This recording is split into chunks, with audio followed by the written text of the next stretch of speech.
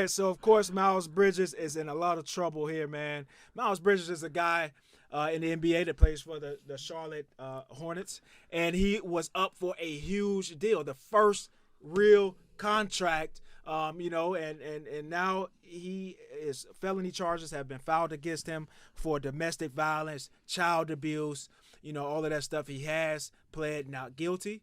All right, I believe that news came out today. But I mean, if he is found guilty, then we're looking at over an excess of $100 million that he's going to miss out on. What do you think about that, Ping? My interest in this story is more than just the domestic violence, and that's why I wanted to start it, because it operates on a lot of levels. Now, Miles Bridges caught my attention early this year. I thought he made some nice leaps in his game and really was playing at a very high level. Again, he positioned himself on the court to earn quite a bit of money. He gets involved in a domestic violence situation, and this is a situation where there's photographic evidence that looks horrible. Apparently, these acts occurred in front of the kids, and that's why there's so many charges. Mm-hmm. The criminal justice system is not particularly reliable. I don't think. I mean, they talk about felonies and could serve up to whatever amount of years. That's not happening.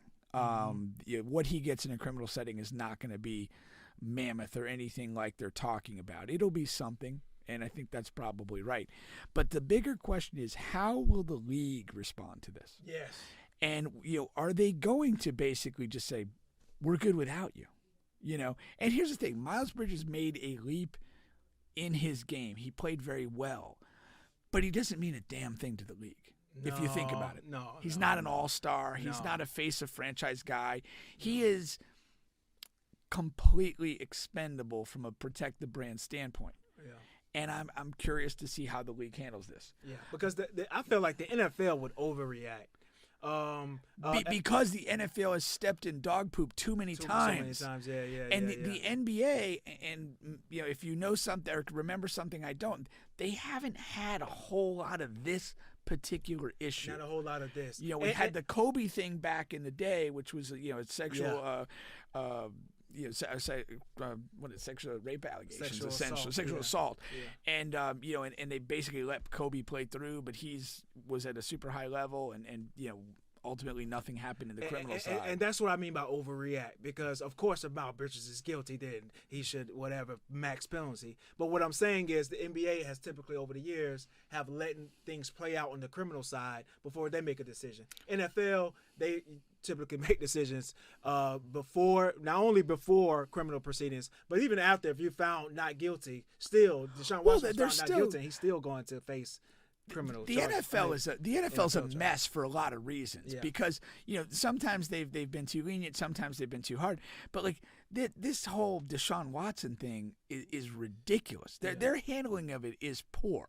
Yeah. This stuff came out this time last year. The man already basically sat a season.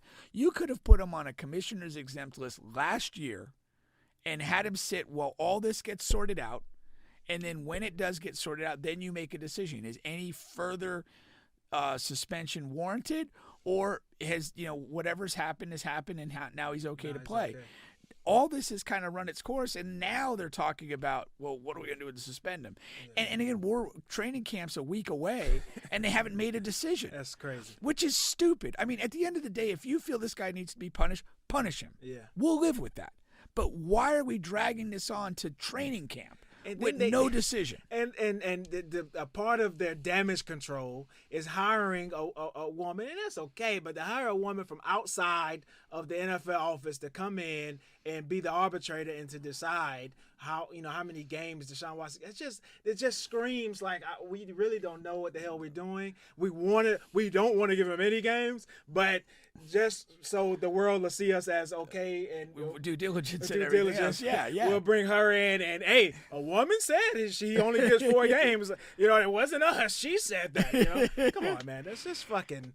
It's ridiculous, but hey. Yeah, but I'm most intrigued by how the NBA handles this. Yeah. Now they can let the market decide. The Hornets can rescind the offer, which I think they may have. Yeah.